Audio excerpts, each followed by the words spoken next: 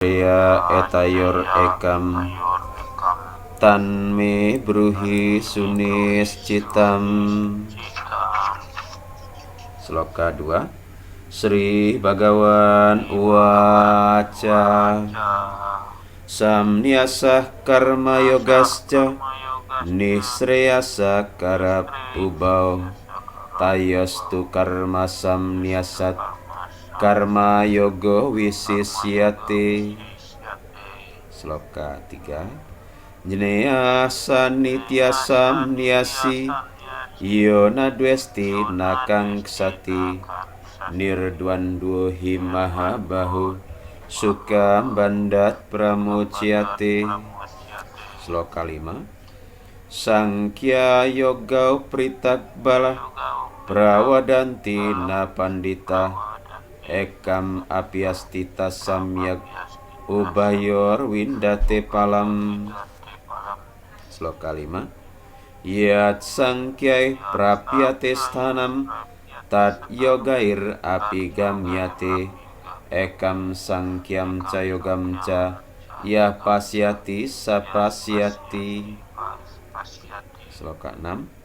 Sanyasastu mahabaho dukam aptum ayogata yoga yukto munir brahma na cirena digacati. Sloka 7. Yoga yukto wisudatma wijitatma jitendriya sarwa bhutatma bhutatma kurwan api nalipyate. Sloka 8. Naiwa kincit karomiti yukto manyeta tatwawit pasyan srinwan sprisan jigran asnan gacan swapan swasan. 9. Pralapan wisrijan grihnan unmisan nimisan api intriyan intriyartesu wartanta itidarayan. 10. Brahmani adaya karmani sanggam tyaktva karotiya lipyate nasapapena padma patram iwambasa. 11. Kayena manasa buddhya kewalair indriyair api yoginah karma kurwanti sanggam tyaktvat masudaye. 12. Yuktah karma palam tyaktva santim apnoti naistikim ayuktah kama karena pale sakto nibadiyate. 13. Sarwa karmani manasa sannyasyasте sukam wasi nawadware puridehi naiwa kurwan nakarayan. 14. Nakar tritwam nakarmani lokasya sri jati prabu nakarma palasam yogam swabawastu prawartate. 15. Nadate kasya cit papam na caiwa sukritam wibuh ajnyanena wuritam jananam tena muhyanti jantawa. 16. Jnanena tutad ajnanam yesam nasitam atmana tesam aditya wajnanam prakasayati tat param. 17. Tad budayas tad atmanas tan nistas tad parayana gacanti apunar auritim jnana nirduta kalmasa. 18. Widya winaya sampane brahmane gawi hastini suni caiwasu swapakeca pandita samadarsina. 19. Ihaiwatair jitas sargo yesam sam yestitam mana nirdosam hisamam brahma tasmat brahma nitestita. 20. Na praharsit priyam prapya no dwijet prapya ca priyam stira budir asamudo brahmawit brahmanistita. 21. Bahyas parse swasaktatma windatiyat maniyat sukam sabrahma yoga yuktatma sukam aksayam asnute. 22. Yehi samsparsa jaboga duh kayo nawa ewate adiantawantah kauntea nate suramate Buddha. 23. Saknoti haywayas sodum praksarira wimoksanat kama krodot bawa wegam sayukta sasukinara. 24. Yonta sukontar aramas tatantar jotir ewaya sayogi brahmanirwanam brahma buto digacati. 25. Labante brahmanirwanam rasayak sinakal masa cinna dwida yatatmana sarwa buta hiterata. 26. Kama krodo wiyuktanam yatinam yatacetasam abito brahmanirwanam wartate widitatmanam. 27. Sparsan kritwa bahir bahyam caksus caywantare bruwo pranapanau sama kritwa nasabiantara carinau. 28. Ya tendria manobudir munir moksa parayana wigateca bayakrodo yasada mukta ewasa. 29. Boktaram yatnya tapasam sarwaloka maheswaram suhridam sarwa butanam jenatwa mam santim recati. Om Tatsat iti Srimad Bhagavad Gita Su Upanishatsu Brahma Widyayam Yoga Sastre Sri Krishna Arjuna Samwade Samnyasa Yogo Nama Pancamudiyayaha. Oke, kita tutup dulu pembacaannya. Om Purnamada Purnamidam Purnat Purnam Udasyate Purnasya Purnam Adaya Purnam Ewa Wasisyate. Om Sarve Bhavantu Sukina Sarve Santu Niramaya Sarve Badrani Pasyantu Makascit Duka Bhagbhavet. Om Santi Santi Santi. Om. Ya, jadi kita sudah membaca. Nah, sekarang kita lanjutkan pembahasannya di di sloka ini ya, sloka khususnya lanjutannya. Nah, di sloka 21. Nah, ini ya. Kelihatan Bandu ininya? Slide-nya? Kelihatan ya? Oke. Nah, di sini dikatakan bahya sparse swasaktatma windati atmaniyat sukam sabrahma yoga yuktatma sukam aksayam asnuti. Jadi di sini dikatakan, ini ajaran Samkhya ini, jiwa itu tak berhubungan dengan dunia. Ini Samkhya ini, ya. Dia yang menemui kebahagiaan dalam dirinya, dia yang mengabdikan diri pada meditasi Brahman akan menikmati kebahagiaan abadi, jiwanya bersatu dengan Brahman. Nah, karena kita di dalam Hindu di Indonesia ini tidak ya, di dalam pemujaan itu tidak disebutkan mungkin sembah kepada Brahman, itu kan tidak ada ya di dalam kramaning sembah ya. Demikian pula di dalam Trisandya itu hampir tidak disebut itu istilah Brahman itu, karena istilah Brahman itu adalah nama Tuhan di dalam Upanishad, dan Bhagavad Gita ini adalah Upanishad gitu. Nah, dalam mantra kramaning sembah begitu, Brahman itu sudah berganti ya, berganti sebutan, berganti julukan, yang mana dalam tattoo yang ada di Indonesia itu sudah disebut dengan Siwa begitu. Contoh sembah yang tertinggi yang ketiga itu ditujukan kepada Siwa.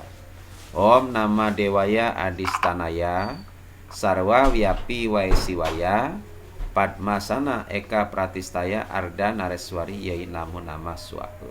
Jadi kepada siwa yang berada di mana-mana, sarwa wiyapi wae siwaya gitu. Ya. Jadi sudah di situ merupakan puncak dari pemujaan. Jadi yang tertinggi itu siwa dalam konteks puja yang ada di Indonesia. Nah, ini kemudian diperkuat siapa siwa yang ada di dalam puja itu. Di dalam stuti stawa itu dikatakan siwa itu sebagai para sakti, param brahman, paramatman begitu. Ya.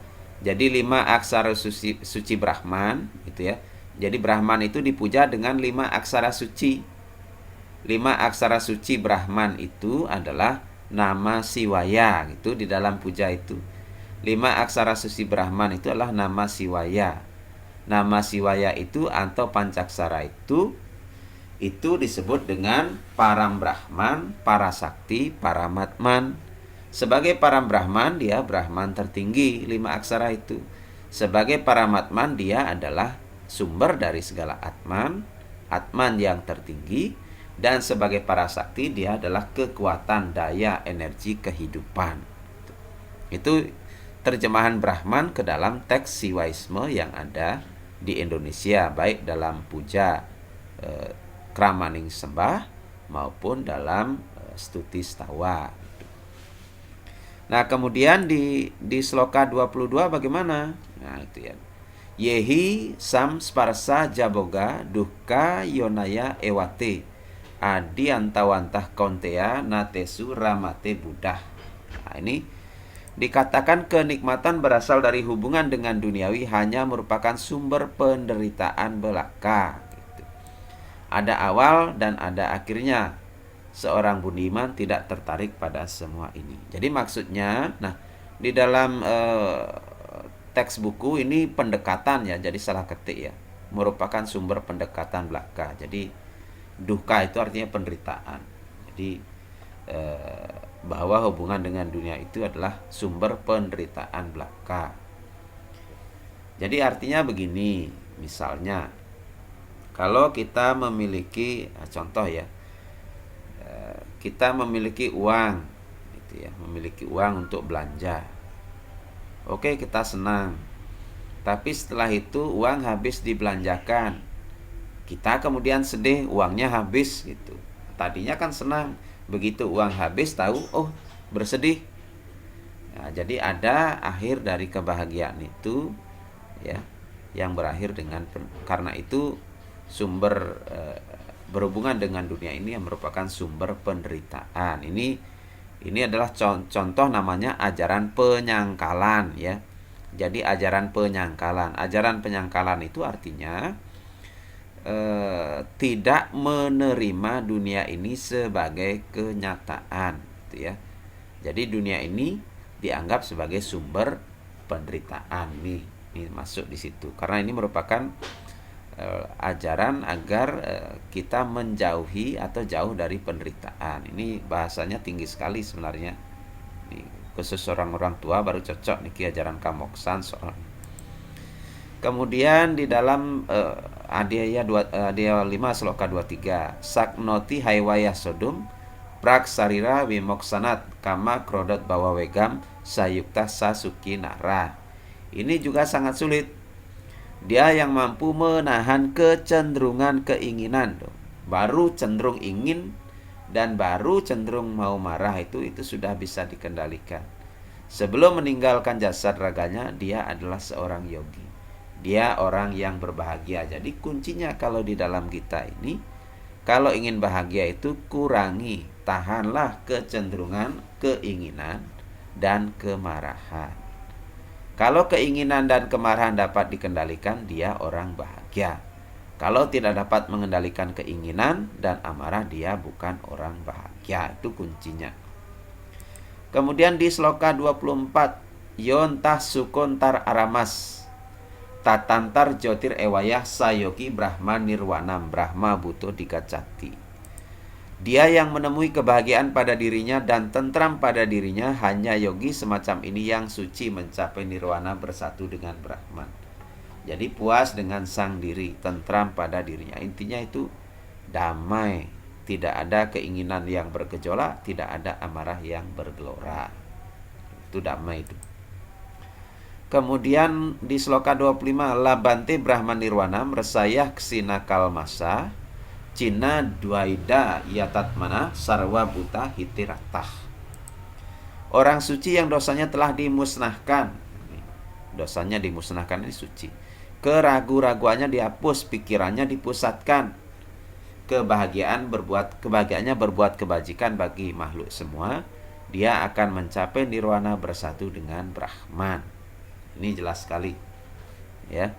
Nah, kalau dalam konteks kita tidak bersatu dengan Brahman itu kembali kepada Siwaloka gitu, atau disebut dengan, kalau di Prambanan itu Siwagraha, Siwaloka gitu. Jadi syarat-syarat mencapai kebahagiaan itu di situ, ya. Bila Tuhan sudah berkehendak atas yatnya, atas karma-karma itu, dosa kita dimusnahkan, keraguan-raguan kita dihapus, pikiran kita terpusatkan, maka disitulah seseorang itu bersatu dengan Brahman, kebahagiaan abadi. Jadi ini poin-poin pokok yang dapat disampaikan dalam kesempatan ini dari Bhagavad Gita Adhyaya 5 sloka 21 sampai dengan 25. Terima kasih. Jika ada pertanyaan atau diskusi, disilahkan.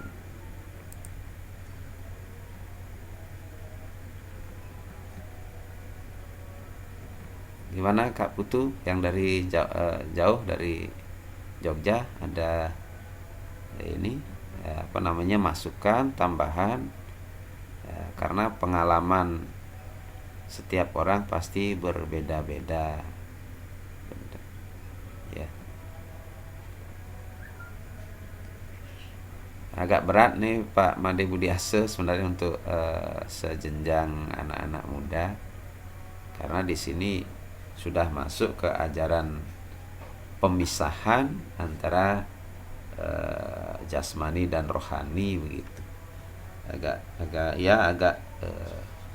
Agak tua lah sedikit sebenarnya Niki gitu.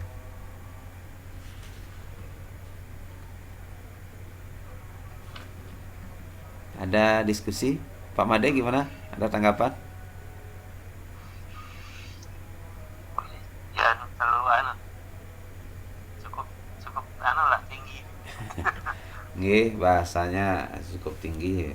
Memang sekali waktu seseorang itu harus melihat bahasa-bahasa yang tinggi sekali waktu gitu. Tetapi jangan lupa bahwa kita masih menjejak bumi dan masih harus tetap menjalankan swadharma sesuai dengan caturasrama gitu.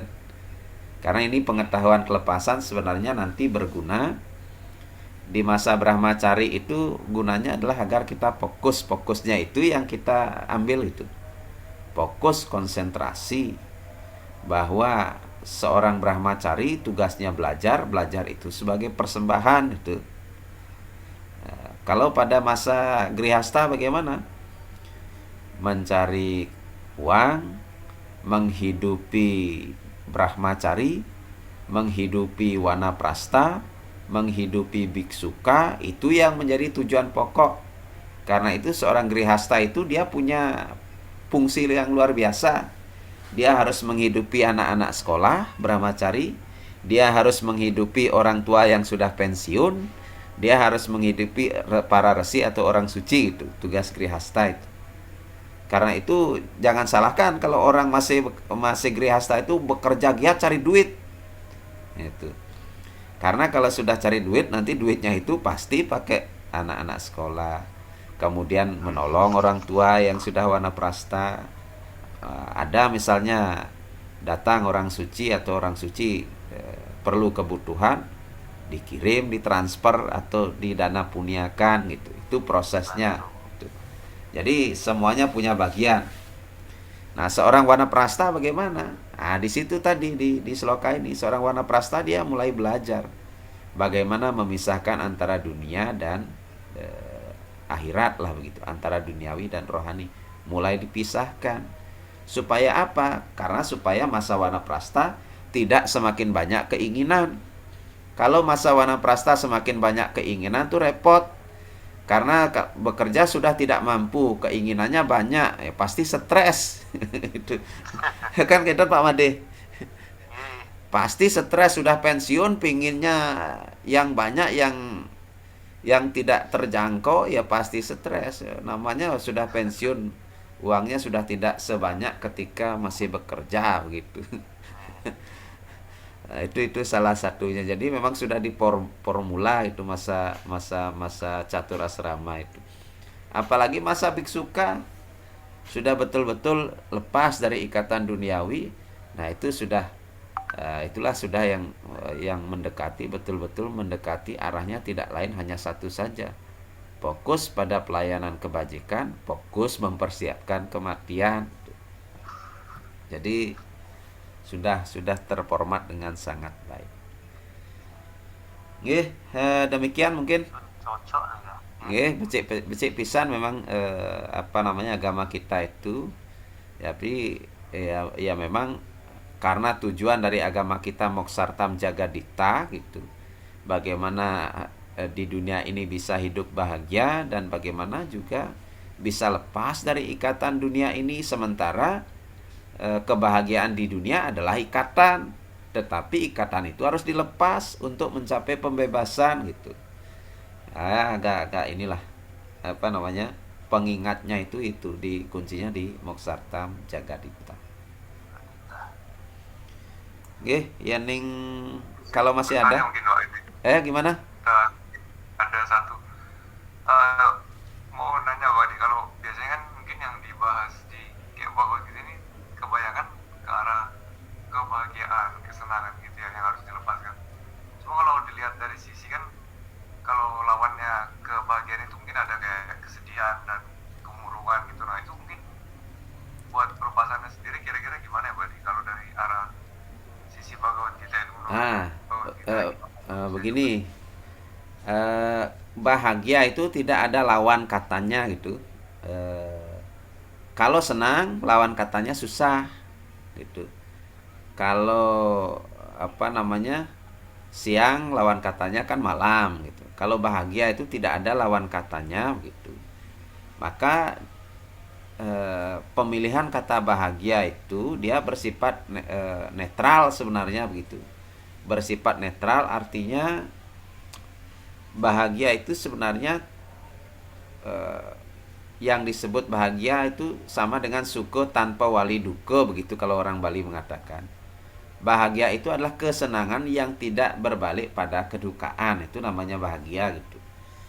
Nah, mengapa Bhagavad Gita ini membahas tentang kebahagiaan, kemudian yaitu itu tadi tujuan dari agama kita adalah moksartam jagadita. Jadi kebahagiaan duniawi, kebahagiaan rohani itu.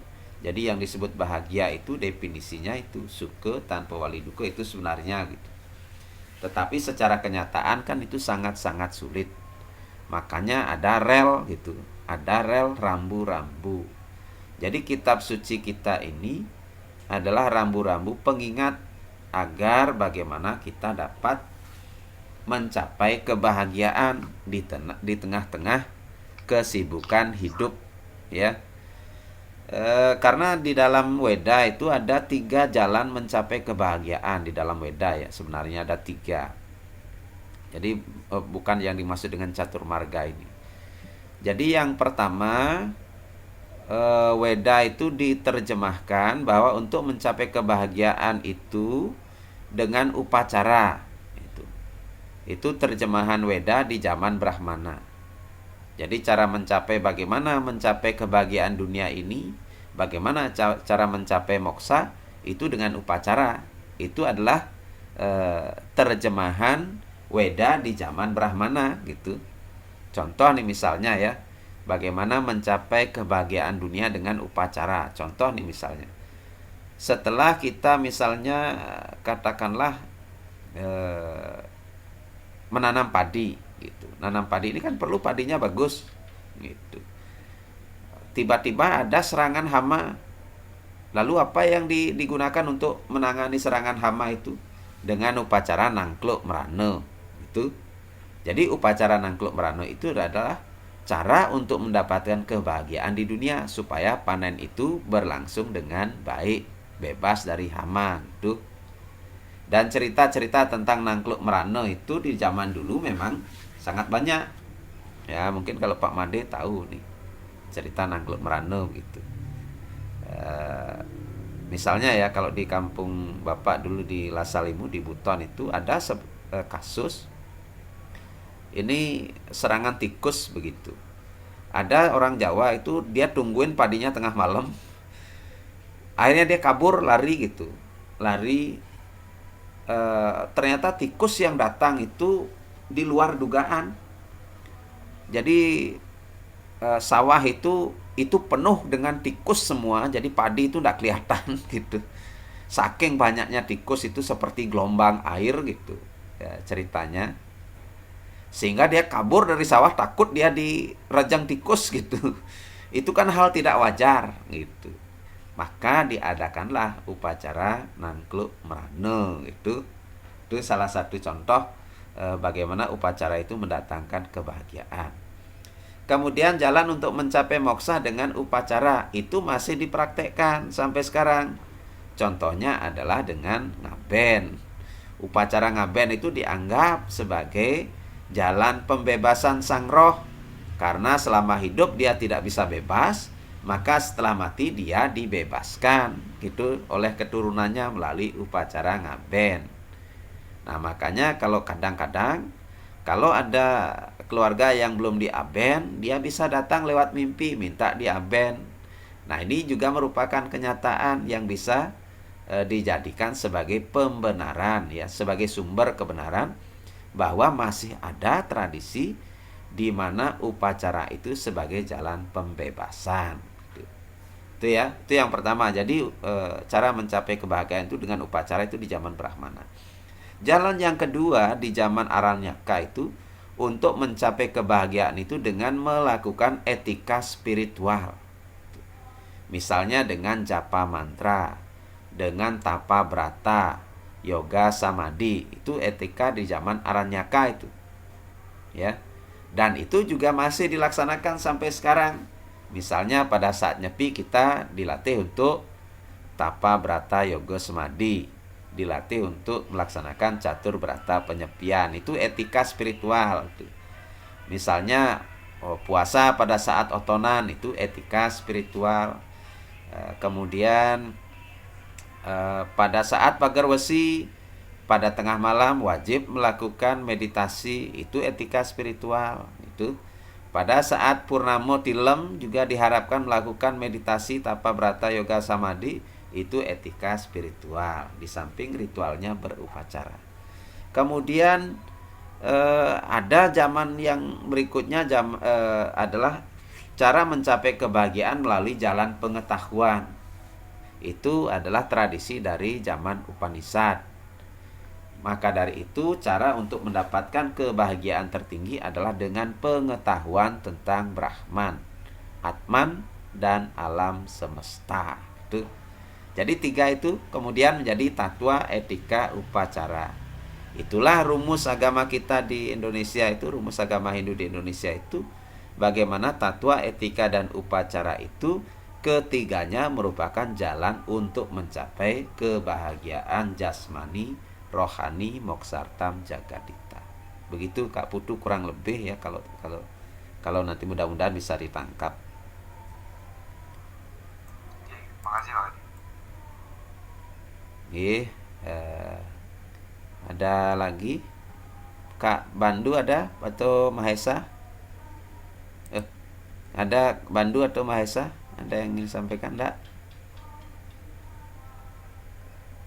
Ya, baik. Tidak ya. Oke, kalau demikian kita cukupkan diskusinya biar tidak terlalu panjang. Nanti kalau terlalu malam nanti cepat bosan. Kita sisakan materinya untuk minggu berikutnya ya. Sedikit-sedikit yang penting rutin ada masuk. Nanti kasih tahu kakak-kakaknya yang terutama yang sudah kuliah atau yang tamat itu biar bisa gabung. Nah, sebenarnya kan sasarannya mereka-mereka ini, karena kalau yang SMA, SMP itu kan sudah belajar ya di sekolah. Tapi kalau yang kuliah ini atau yang tamat kuliah sebenarnya itu kan boleh dikatakan masa transisi, dan ya mungkin meskipun dapat pelajaran agama tidak sebanyak ketika di SMA. Nggih, kita tutup dengan para Santi Pak Made, suksemo Pak Made sudah hadir. Nggih. Nggih, kita tutup dengan para Santi. Om Santi, Santi, Santi. Oh. Nggih, suksemo Pak Made, Kak Budi dan Mahesa serta Bandung. Masuk semua. Nggih. Om Nggih, Swastiastu. Swastiastu tiang tutup nggih. Unsur pamit.